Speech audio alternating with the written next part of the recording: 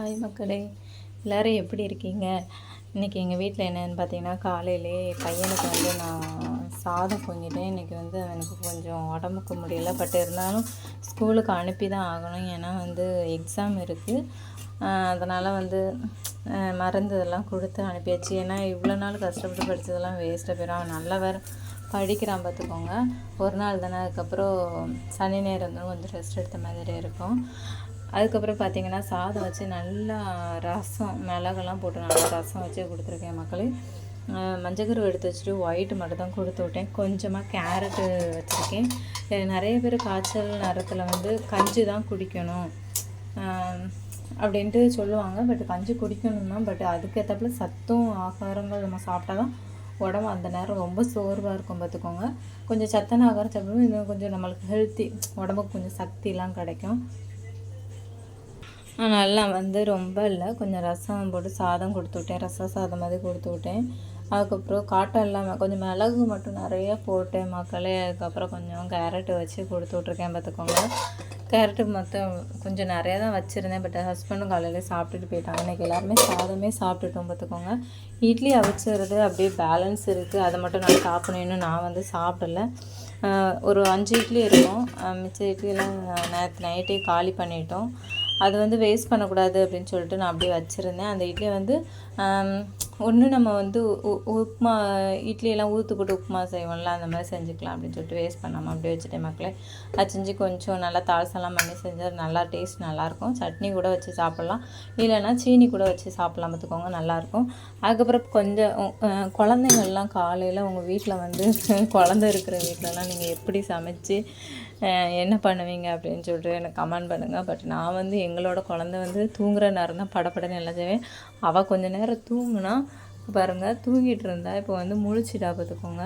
நான் அங்கேருந்து உள்ளே இதில் போட்டு பாட்டை போட்டு ஹாலில் போட்டு இது பண்ணிடுறேன். காலை வச்சு எட்டி உதச்சி எப்படி மேலே தள்ளுறா அப்படிங்க. மேலே தள்ளா டொம்முன்னு கீழே உள்ள வேண்டியது தான். குழந்த இருக்கிற வீட்டிலலாம் நான் உண்மையிலேயே அந்த காலத்தில் மொத்தமாக எல்லாேருக்கும் சாப்பாடு தட்டில் போட்டு கொடுத்துருவாங்க. எல்லோரும் உட்காந்து மொத்தமாக சாப்பிடுங்க அப்படின்னு சொல்லி. இந்த காலத்தில் ஒத்திக்க ஒரு பிள்ளைய வச்சு சமாளிக்கிற பெரும் பாடாக இருக்குது.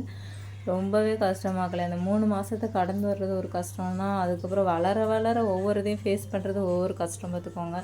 நான் ஆமாம் மக்களே, நான் காலையிலே இன்றைக்கி 5:30 முழிச்சிட்டேன். 5:30 முழிச்சிட்டா நான் 5:30 கிச்சனுக்கு வரணும், அவளையும் பார்க்கணும். கிச்சனில் குழந்தைக்கு சமைச்சா தான் அவனுக்கு ஸ்கூலுக்கு அனுப்ப முடியும். அப்படி இப்படின்னு நிறைய ஒரு போராட்டத்துலேயே போயிட்டு தான் இருக்குது. அவள் தூங்கினா ஒரு 1/2 மணி நேரம் தூங்கினான். காலையில் ஒரு 8:30 தூங்கினா. பையனை ஸ்கூலுக்கு விட்டுட்டு வந்துட்டேன். வேன் வரும், ஏற்றி விட்டுட்டு வந்தோடனே தூங்கினா அடுத்த நிமிஷமே என்னாச்சுன்னா படன்னு பார்த்தாலே தெரியும். நான் வீடு எல்லாத்தையுமே தொடச்சி எடுத்துகிட்டு வெளியெல்லாம் பெருக்கிட்டேன். அப்புறம் பார்த்திங்க அப்படின்னா துணி இன்றைக்கி கொஞ்சம் துணியை நான் கையால் தான் துவைச்சேன். துணியெல்லாம் துவைச்சி காய போட்டாச்சு. அப்புறம் கொஞ்சம் பெட்ஷீட்லாம் கிடந்துச்சு. அதை நான் என்ன பண்ணேன்னா வாஷிங் மிஷினில் போட்டு விட்ருக்கேன். அது நல்லா போட்டு அரைன்னு அரைச்சிட்ருக்கு. இன்னும் கொஞ்சம் நேரத்தில் அரைச்சி முடிச்சிடும். அதையுமே காய வச்சா வேலை முடிஞ்சிடும். அவள் முடிக்கிறதுக்குள்ளே நான் துணி துவைச்சிருக்கேன், வீடை பெருக்கியிருக்கேன், குப்பையை கொண்டு தட்டியிருக்கேன், வெளியே பெருக்கியிருக்கேன். மொத்தத்தையும் அந்த ரூம் பெட்ஷீட் எல்லாம் தூங்கின பெட்ஷீட்டை காலையில் மடித்து வச்சுருக்கேன். காலையில் இருந்துச்சு அவ்வளோ சமையலும் சமைச்சு முடிச்சிருக்கேன். சாதம் வாங்கியிருக்கேன், ரசம் வச்சுருக்கேன், கூட்டு வச்சுருக்கேன், முட்டை வச்சுருக்கேன், காலையில் டிஃபன் செஞ்சுருக்கேன். அப்படி இப்படின்னு ஏகப்பட்ட வேலை முக்கியமான வேலையே தான் மக்களே. பாத்திரத்தை மொத்தமாக விலைக்கு எடுத்து சிங்கெல்லாம் கழுவி நீட் பண்ணி வச்சுருக்கேன். இதை பின்னாடி கொட்டணும். குப்பை எல்லாத்தையுமே தட்டிட்டேன். எம்டியாக தான் இருக்கும், பார்த்திங்கன்னா தெரியும், எம்டியாக தான் இருக்குது. வெளியே ஒரு டஸ்ட்பின் இருக்குது, அதையும் போய் கொட்டிட்டு ஒரு வழியாக எல்லாத்தையும் முடிச்சுட்டு மிஷினில் போட்டாச்சு, துணி துவைச்சாச்சு. மொத்தமாக எல்லா வேலையும் நான் முடிச்சுட்டேன் மக்களே. இனிமேல் எனக்கு என்ன முக்கியமான வேலை இருக்குதுன்னு பார்த்தீங்கன்னா, குழந்தைய பார்க்குற வேலை தான். மெயினாக குழந்தைய தான் பார்க்கணும். இவளை எனக்கு 2 கண்ணு பத்தாது, 4 கண்ணு வச்சு நான் பார்ப்பேன் பார்த்துக்கோங்க. ஃபுல்லாக டோரை க்ளோஸ் பண்ணிட்டு உள்ளே வச்சு அவளை கண்காணிக்கிறது, அவளை பார்க்குறது, வாயில் எடுத்து போட்டுருவாளோ அது இதுன்னு ஃபுல்லாக அவளே தான் ரொம்ப மைன்யூட்டாக பார்த்துட்ருப்பேன். எனக்கு வந்து எந்த ஒரு வேலை செஞ்சாலும் எனக்கு அவள் வந்து ஒரு கண்ணில் இருப்பா பார்த்துக்கோங்க. அதனால் வேலையோடு எனக்கு குழந்த தான் ரொம்ப முக்கியம். ஆனால் எந்த வேலை இங்கே கிண்டுனா கூட இடுப்பில் அவள் எதையாவது பிடிக்க போனால் கூட நான் இடுப்பில் வச்சு நான் கிண்டுவேனே தவிர அவளை தனியாக விட்டுற மாட்டேன். இப்போ வந்து கொஞ்சம் தவள ஆரம்பிச்சிட்டா. தவள ஆரம்பிக்கும்போது எந்திரிச்சு இப்படி ஸ்டாண்டப்லலாம் நிற்கிறப்போ அந்த சோபாவில் டப்புன்னு போய் ஏறிடுறான். அதனால் அந்த சோபாவுக்கு வந்து தடுத்தாப்பில் தான் நான் உட்காந்துட்ருப்பேன். உட்காந்து அவளை பக்கத்தில் வச்சுட்டு அவளுக்கு விளாட்டு சாமான் பறக்கி போட்டுட்டு அப்படி தான் பார்த்துட்ருப்பேன். அப்படியே போயிட்டுருக்குது மக்களே. ஒரு வழியாக எல்லா வேலையும் முடித்து எல்லாத்தையும் விளக்கு எடுத்து க்ளீன் பண்ணியாச்சு. பின்னாடி மோட்டரும் போட்டுட்டேன். மோட்ரு போட்டு 2 நாள் ஆச்சு. இன்றைக்கி கீழே குப்பையை தட்ட போனேன். அதனால் மோட்டரையும் போட்டு வந்துட்டேன். அதுக்கப்புறம் காலையில் வந்து பையனுக்கு நான் இன்றைக்கி மார்னிங் ஸ்நாக்ஸ் என்ன கொடுத்து விட்டேன்னா, வழக்கமாக காலையில் எப்போவுமே ஃப்ரூட்ஸ் தான் கொடுத்து விடுவேன். அன்றைக்கி நான் ஃப்ரூட்ஸ் தான் கொடுத்து விட்ருந்தேன். நான் வந்து பாதி ட்ராகன் வந்து கொடுத்து விட்ருக்கேன். நிறையா ஒரு குட்டி பாக்ஸ் தான். பாதி ட்ராகன் கொடுத்துட்ருக்கேன். Red dragon. இதோட ரேட்டு வந்து ரொம்ப எவ்வளோ சொல்ல 120 ரூபா என்னமோ போட்டிருக்கு. ஒயிட் வந்து 80 ரூபா போட்டிருந்தாங்க. ஒயிட் வந்து போன வாரம் அதுக்கு முந்தின வாரம் வீக்லி ஒன்ஸ் வந்து நான் ட்ராகன் கொடுப்பேன். ட்ராகன் வந்து அவ்வளோ டேஸ்ட் இல்லை அப்படின்னாலும் நிறைய ஹெல்த்தி பெனிஃபிட் இருக்குது. அதனால் உங்கள் குழந்தைங்களுக்கெல்லாம் ட்ராகன் கொடுங்க, ஆரஞ்சு கொடுங்க, ஆப்பிள் கொடுங்க, மாதுளெல்லாம் நல்லா உதுத்து போட்டு கொடுங்க, சாப்பிடுவாங்க. ரெண்டு வகையான ஃப்ரூட்ஸ் கொடுங்க. அப்படி கொடுக்கும்போது இதையும் அதுவும் கொஞ்சம் ஷேர் பண்ணி சாப்பிடுவாங்க. அப்படி ரொம்ப ஹெல்த்தியானதெல்லாம் பார்த்து கொடுங்க. குழந்தைங்க நல்லா விரும்பி சாப்பிடுவாங்க.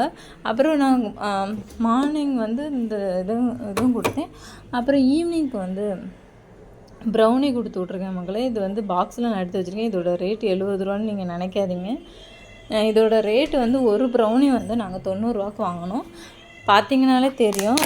நான் வந்து இதில் இருந்துச்சு, பேக்கேஜில் இருந்துச்சு. நான் என்ன பாக்ஸில் பழைய பாக்ஸ்னால் இந்த பிஸ்கட் வாங்கினோம். இந்த பாக்ஸில் என்ன பிஸ்கட்டு, பட்டர் பிஸ்கட் போட்டிருக்கு பார்த்தீங்களா. இது வந்து இந்த பாக்ஸு வந்து பட்டர் பிஸ்கட்டோட பாக்ஸு.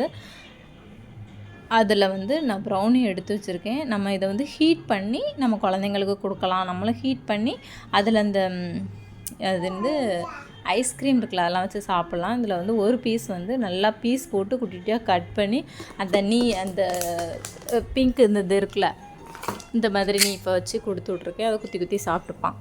இதுதான் ஈவினிங் எனக்கு வந்து ஸ்நாக்ஸ் மக்களே. எப்படியோ காலையில் எல்லா வேலையும் முடிச்சுட்டு அதுக்கப்புறம் பெட்டில் உள்ள பெட்ஷீட் எல்லாத்தையும் துவைக்க போட்டுட்டேன். இந்த ரூமையுமே நான் நல்லாவே எல்லாத்தையும் க்ளீன் பண்ணிவிட்டேன். நான் பெருக்கி நீட் பண்ணிவிட்டேன். இன்னொரு செட்டு இருக்குது மக்களே, அதுவும் நான் துணி வந்து துவைக்கணும். இங்கே எடுத்து வச்சுருக்கேன். ஒரு செட்டு முடிச்சோன்னா அடுத்த செட்டு போடணும். இல்லை நாளைக்கு கூட நான் இன்றைக்கி எப்படியா துவைச்சி காயப்படணும். ஏன்னா வெயில் கொஞ்சம் எனக்கு இன்றைக்கி நல்லா சுள்ளுன்னு அடிக்குது. போட்டேன்னா காஞ்சிச்சுன்னா ஒரு பெரிய வேலையை நம்மளுக்கு முடிச்சிடும். முத்தத்தை எல்லாத்தையுமே நான் க்ளீன் பண்ணிட்டேன். இவ்வளோ நீட்டாக இருக்குது பார்த்திங்களா முத்தம் எல்லாமே. அப்படி ஒரு வழியாக எல்லா வேலையும் முடிச்சாச்சு மக்களே. இவ்வளோதான் என்னோடய இன்றைக்கி மார்னிங் ரொட்டீன். இவ்வளோ தான்.